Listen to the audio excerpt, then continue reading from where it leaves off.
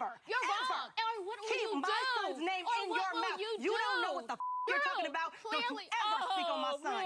You are unverifiable, bitch.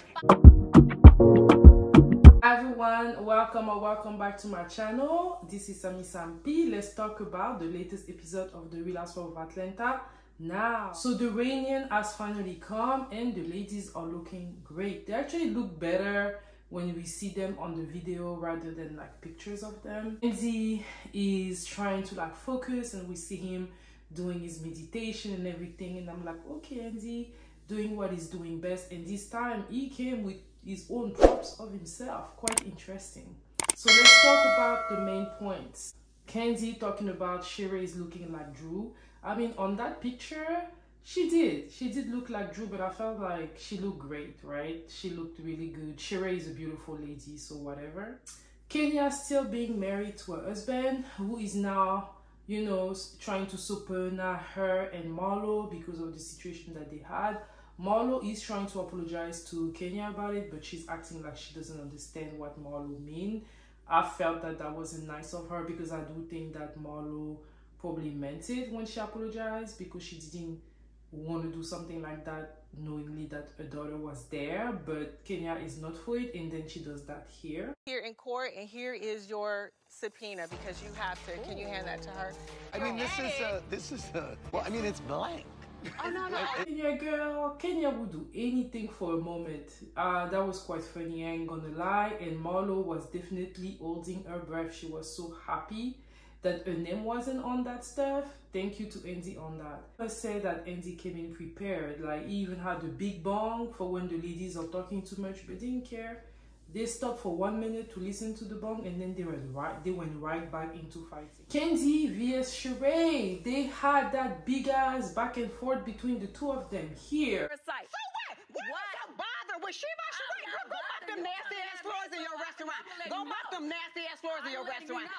Honestly, I feel that Sheree and Kandi back and forth really stem from the fact that Kandi was being very shady towards Sheree, and Sheree was just not able to like digest it. What do I think about Sheree's lines and stuff? I mean, somebody definitely helped her because those shade were not really giving what it was giving. I felt that even though Sheree's shade were not giving what it was giving, Kandi was upset like several times. Like when they were showing her face, it's not like she was happy about the whole thing. I felt like Kandi went low, you know, like usually Kandi would tell people how, you know, she's a businesswoman, she's making money. But this time she went even as far as like talking about the way Sheree's look. Worry about that new face, whatever you got going on. Let me stand up, honey. Oh. So I can show you the body and the face. But you could never, honey. Kandi, Sheree is a fine ass woman, with or without surgery. Honestly, with or without surgery, this is undeniable. She has undeniable beauty.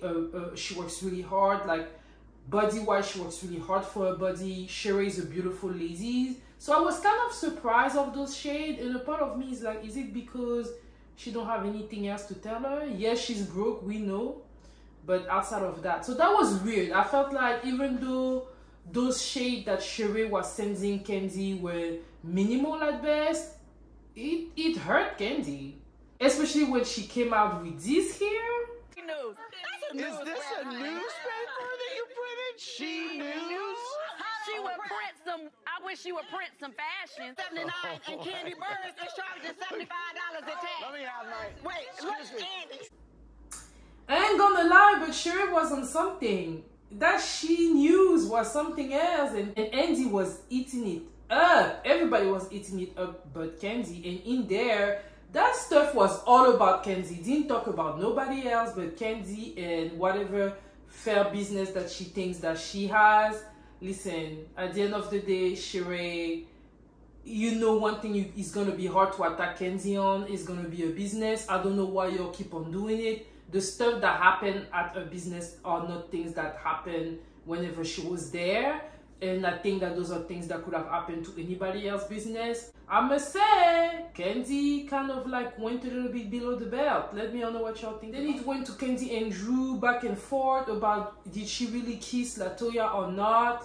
me trying to be a friend to y'all because you were married and I didn't know if because you was going so hard about it. But you calling and saying, I just want Drew to just stop. Like, we know you're lying, you know you're lying. I understand Kandi being upset. Now it's going a little bit too far and she doesn't want people to think that she's a liar. She knows what she saw. And weird enough, whenever they ask Marlo, who during the episode was saying that she really saw them kissing, now Marlo is talking about, I saw 80%. Marlo girl. I think that Marlo saw Drew kissing the Latoya, but I think that Marlo does not want to be on the same side with Kandi, and that is the reason why. I think that if there were another season, the goal would have to even have Drew against Kandi, but Drew is not going to go against Kandi because Drew is doing the movie with Kandi. If it works, they're probably going to be more, and Drew is about the money, and Drew is going to attach herself to the money, and because of that, she's going to make sure that she's in good term with Kandi. I think that's what's going on. Sexually told, just go along with it. You don't want to go along with her followers. People are afraid of the Queen Kandi Burruss because she has 10 million followers. I wish they stopped though. I wish that Drew stopped denying and kind of like just move on with the conversation. Kandi is obviously upset, especially when she's saying this here. This time we all been sitting here saying that you was, you know, being gaslighted by Ralph, but the way you just sat here and lied on this damn chair, you would feel like you be gaslighting him. Felt like Kandi went below the belt. There's a difference between someone denying, you know, that she didn't kiss somebody maybe because she doesn't want people in her business a certain way, than, you know, someone going through stuff in a marriage when we can clearly see that her husband has not been the best toward her. So you saying, well, everybody's saying Ralph is gaslighting, but now you could be the one gaslighting. I feel like this was two different topics.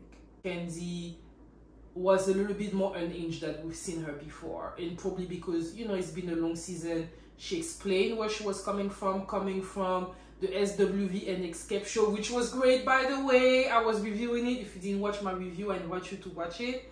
And yeah, it was a lot of, you know, tension for Kandi, and she probably didn't have the patience for those ladies, but I did feel that she went a little bit below the belt with Drew. Let me know what you think. When all of that was going on, Courtney, Moniela came, and all the situation was there, and then they talked about Drew and Courtney, and wow, I mean, yeah.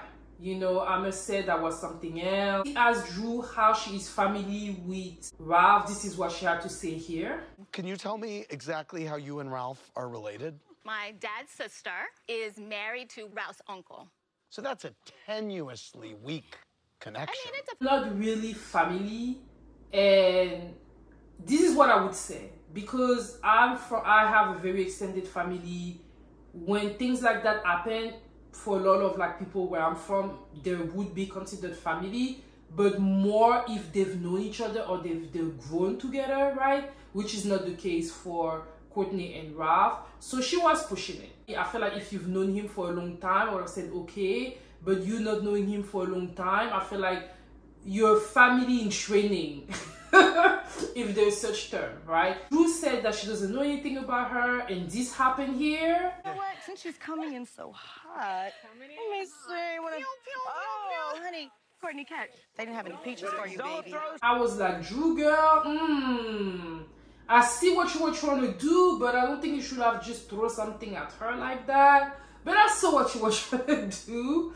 And then that's when this happened between the both of them here. I will speak and you will listen, honey. No, I don't you won't. ever, You're wrong. Or what will keep you my do? son's name Or in what your will mouth. You don't know what the you're talking about. Clearly. Don't you ever speak on my son. Man. You are not a real cousin. You are unverifiable, bitch. Please somebody remove Drew from my TV. She is getting all the attention that she's been looking for, and I hate it. She went too far. She went too far. And she's so thirsty. And she is a thirsty animal with no integrity.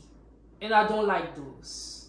Right? I don't like people like that. When you go too far, admit, okay, I went too far. I shouldn't have said XYZ. But you keep on pushing it, and you actually had the nerve to want to go back and forth with Drew because she's angry because you talked about her son. That's crazy. I was upset at watching Courtney was even being seated next to those ladies. She does not have a place over there, in my opinion. That was my review of the Real Housewives of Atlanta reunion part 1. Let me all know what you thought about this episode and who you're siding with on this beef.